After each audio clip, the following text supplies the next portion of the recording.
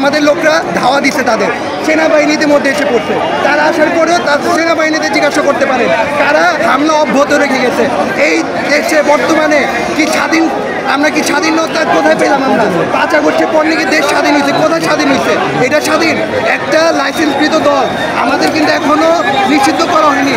আমরা নিষিদ্ধ সংগঠন না, আমরা একটা বৈধ দল। বৈধ দল থাকার পর আমরা কেন আমাদের কার্যক্রম সঠিকভাবে সুস্পষ্টভাবে আমরা পরিচালনা করতে পারবো না? এরা কেন আমাদের বাধা দিবে? এরা কারা? এরা সরকার, গণ অধিকার পরিষদ সরকার। সরকারি ভূমিকা কোথায় এখানে? আমি তো সরকার কোনো আমরা তো সরকারি ভূমিকা দেখতেছি না। তারা আমাদের কি সাপোর্ট দিচ্ছে, প্রোটোকল দিচ্ছে? সেনাবাহিনীরা যদি আমাদের মাঝে না আসতো, তাহলে হয়তো দেখা যেত এখানে লাশের বহর করে থাকতো। জাতীয় পার্টি, জাতীয় ছাত্র সমাজের নেতাকর্মীরা পড়ে থাকতো, পরবর্তীতে আধা ঘন্টা 1 ঘন্টা পরে আমাদের লাশ ঢাকা মেডিকেল, মিটফোর্ট, পিজিতে নিয়ে যাওয়া হইতো, মর্মের মধ্যে রাখা হইতো। এটা কি দেশ? আমরা 5 আগস্টের পর কী দেশ বানাইলাম? এগুলি মব সৃষ্টির দেশ। আমি বাংলাদেশের নাগরিক হিসেবে বলতে আমি সম্মান বোধ করি যে আমি বাংলাদেশের নাগরিক। কেননা যদি বাংলাদেশের নাগরিক হওয়ার পরেও যদি আমাদের স্বাধীনতা কেড়ে নেওয়া হয়, তাহলে আমি অন্ধ। আমি সরকারের কাছে কোনো দাবি নাই। এই সরকার আমাদের সুষ্ঠু নিরাপত্তা দিতে সক্ষম না, এদের দ্বারা কোনো কিছু সম্ভব না। এতটুকু আমাদের এখন বর্তমানে জিএম কাদের স্যার যদি আসে ক্ষমতায়, এইসব মব ভায়োলেন্সের বিরুদ্ধে আমরা অতি শীঘ্রই একটি ব্যবস্থা নিব।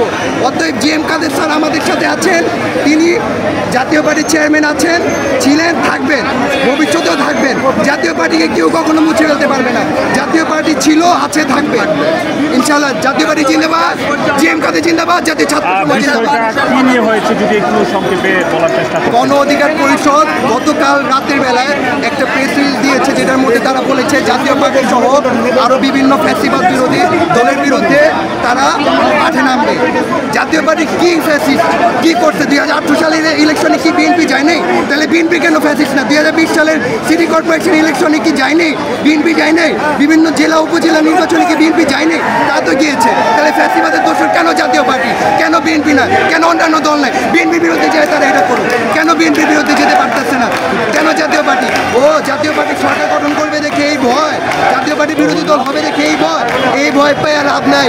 জাতীয় পার্টিকে যত থামানোর চেষ্টা করবেন, যত দমানোর চেষ্টা করবেন, জাতীয় পার্টি দমের হবে না। জাতীয় পার্টি আরো শক্তিশালী হবে। জাতীয় পার্টি জনগণের মধ্যে আরো তাদের ভোট ব্যাংক সৃষ্টি করবে, সুসংগঠিত হবে, দেশকে সুশৃঙ্খলভাবে পরিচালনা করবে।